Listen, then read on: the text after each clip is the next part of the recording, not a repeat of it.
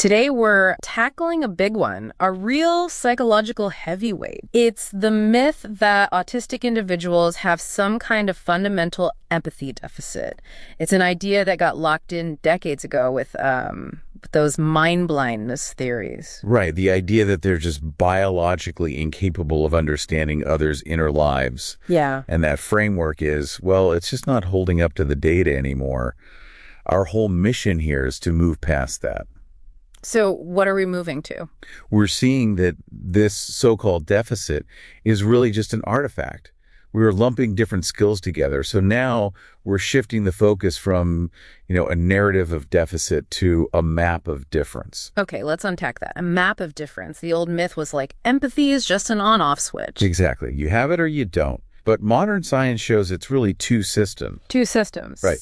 First, you've got cognitive empathy. That's the intellectual part, the ability to figure out what someone is thinking, perspective taking. And that's where some difficulties can show up. That's where they can, yes. But, and this is the crucial part, there's also effective empathy. Which is more of a feeling thing. It's that visceral, automatic emotional resonance, feeling with someone. And the best meta-analyses, the really high-quality studies, showed the differences there are statistically non-significant. So autistic people are feeling the weight of it just as much. Just as much. But that creates a paradox, doesn't it? Yeah. If the feeling is there, why do we get this perception of withdrawal or, coldness in emotional situations? That is the core of empathic disequilibrium. Mm-hmm. Imagine having an engine that's way too powerful for the car's frame. Okay. Their effective empathy, that raw emotional resonance, it just completely overwhelms their cognitive empathy's ability to manage or process it. They get flooded. So the shutdown we see is actually a defense mechanism? It's a protective shutdown. It looks like coldness, but it's a reaction to being overwhelmed. Like a system overload, not a void. But I wonder, is this overload really about autism itself? Or is something else going on? That is the million-dollar question. And it brings us to the hidden variable. Alexithymia. Which is difficulty identifying your own emotions. Exactly. Difficulty identifying and describing your own feelings. And it's very common in the autistic population, somewhere between 40 and 65%. Wow, that high. Yeah. And the hypothesis is when you statistically control for alexithymia, those deficits in effective empathy, they just vanish. So wait. The problem might not be a lack of feeling for others, but a struggle with what's called interoception, sensing your own internal state. Precisely. If you can't get a clear read on your own internal signal, your own gut feeling, how can you possibly use it as a reference to understand someone else's? That just flips the script completely. It shifts the problem from an external social failure to an internal clarity issue. Or maybe the problem isn't internal at all. Maybe it's external. What do you mean? This is the double empathy problem. It suggests that the breakdown is a two-way street, a bidirectional mismatch. So neurotypical people are just as bad at reading autistic people. You could say we're autism blind. We misread cues all the time. We see directness as rudeness or lack of eye contact as disinterest. When it could just be honesty and focus. Exactly. And there's great evidence for this. There's the Crompton study. That's the one. They set up these diffusion chains, like the telephone game.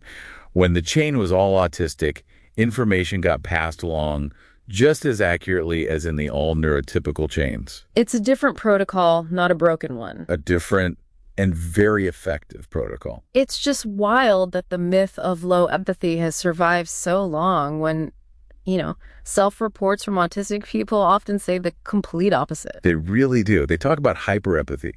In one study, a staggering 78% of autistic participants identified with feeling things so intensely, they said it felt like, I have no skin. Wow, no skin. And that unregulated, intense feeling leads directly to what's called empathic distress. The pain of others becomes your own pain. So that shutdown isn't apathy. It's a necessary shield. And that's what leads to things like burnout and masking. It's a huge driver. The exhaustion of constantly performing an empathy that isn't your own. So let's bring this home. What does this all mean for you, the listener? This isn't just academic. This myth has huge real-world consequences, right? Oh, absolutely. In the criminal justice system, in employment, judgments about remorse or not being a culture fit. It's incredibly damaging. So the goal shouldn't be demanding correction. No, we need to stop forcing masking and start offering translation, accommodation.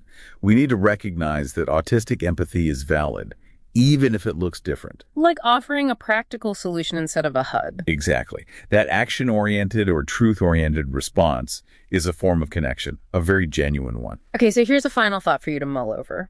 If the primary driver of this whole disconnect is actually treatable alexithymia, should the entire focus of clinical practice shift? Meaning, what if we stop trying to teach social skills that are basically just neurotypical performance and instead focused everything on improving internal interoception, on genuine emotional self-awareness?